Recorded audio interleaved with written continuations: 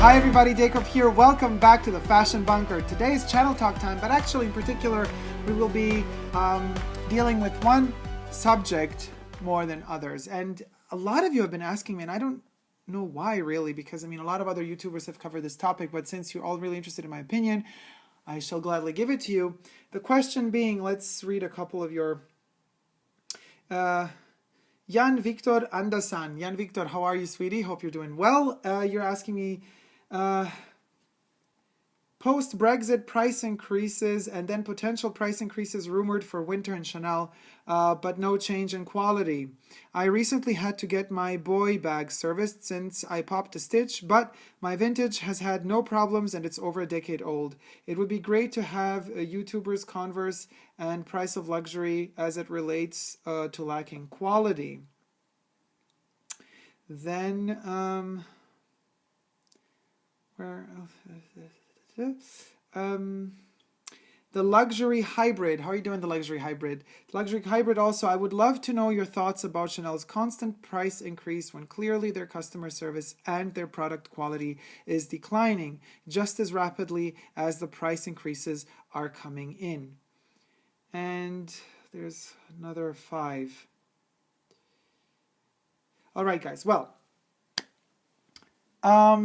what to say about Chanel? First and foremost,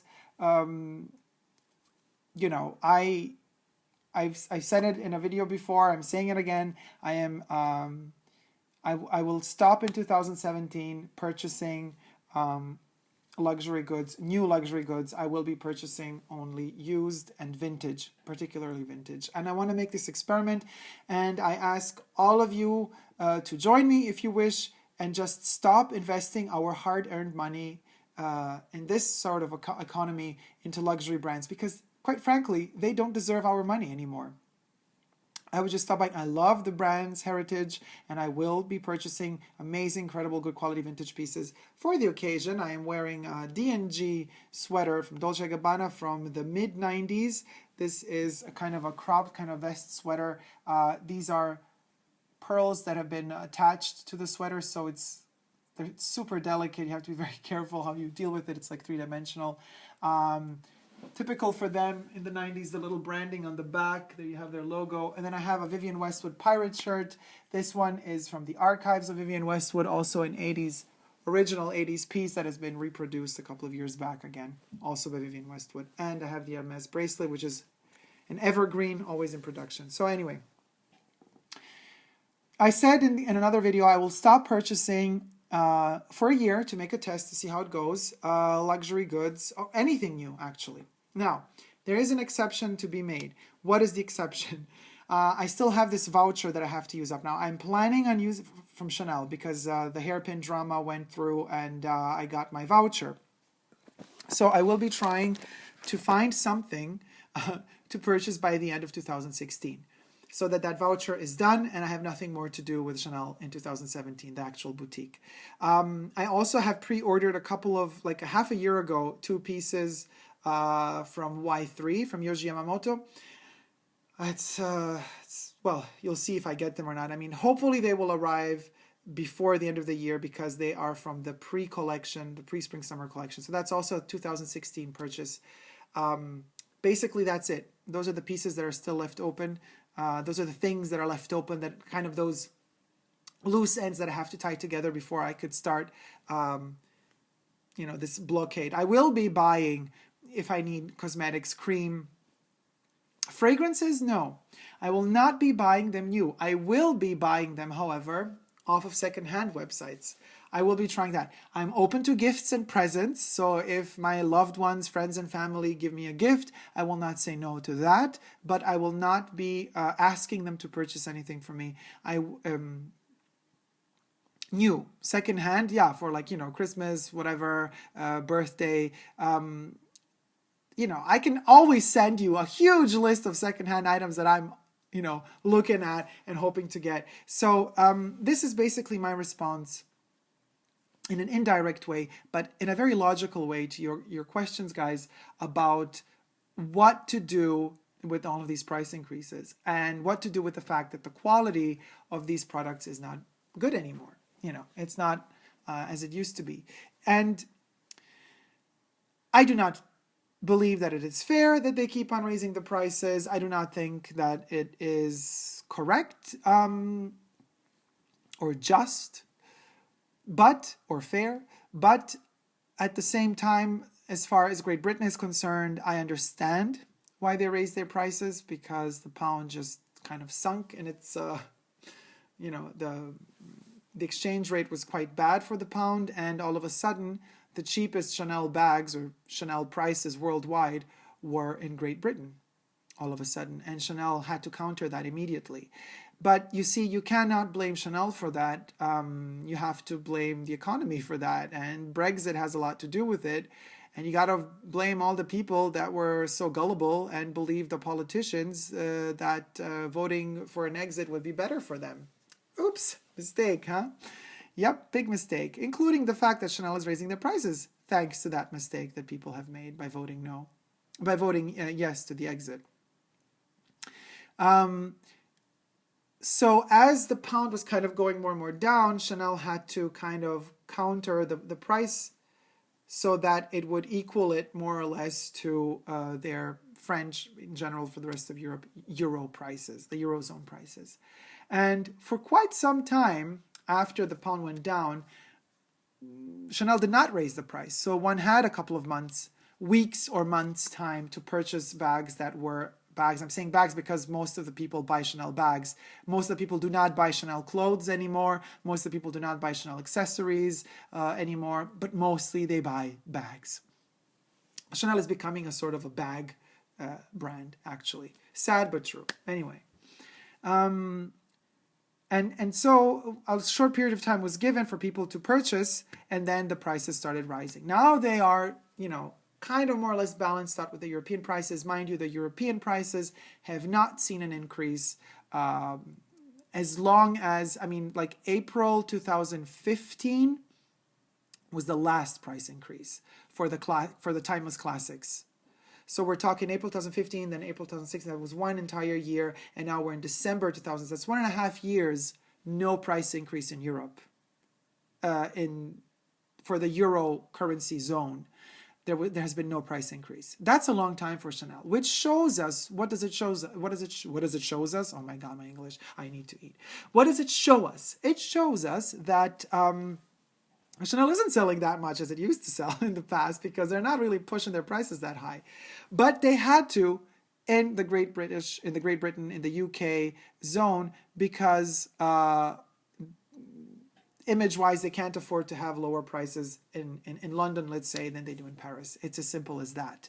And as painful as it is to the people living in Great Britain, because you guys, it's not that all of a sudden, overnight, you get more salary and more wages, and so you could purchase these bags and be like, okay, who cares about the price increase? I get it. For you, it's painful. For the rest of the world that doesn't work in Great Britain and that travels to Great Britain, the price increase is more or less irrelevant, because sure, it's fun to be in London and then to buy a bag that's cheaper than getting it, in Paris or in other European countries that have the euro currency.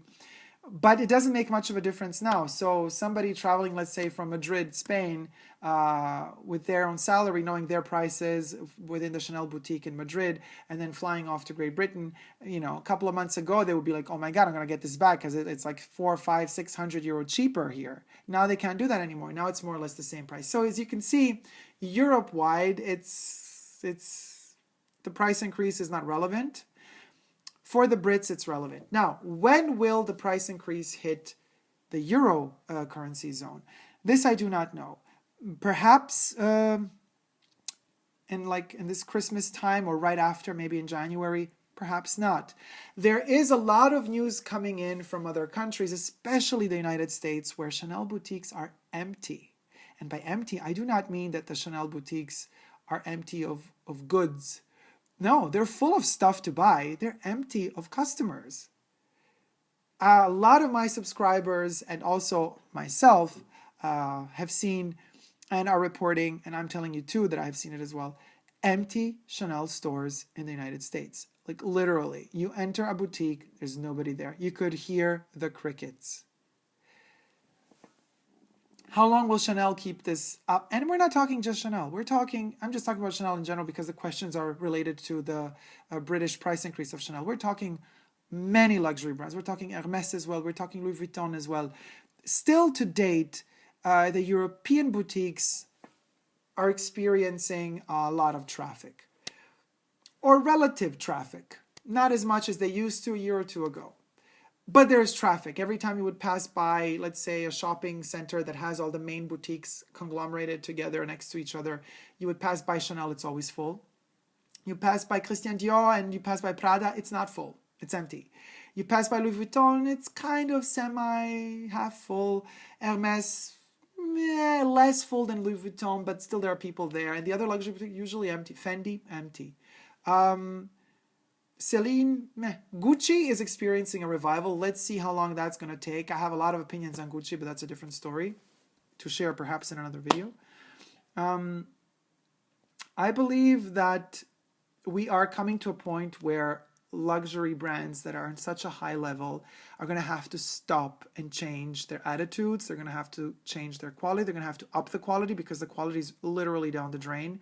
Very much down the drain. I have one of my essays telling me, Dacob, dear customer, really close essay.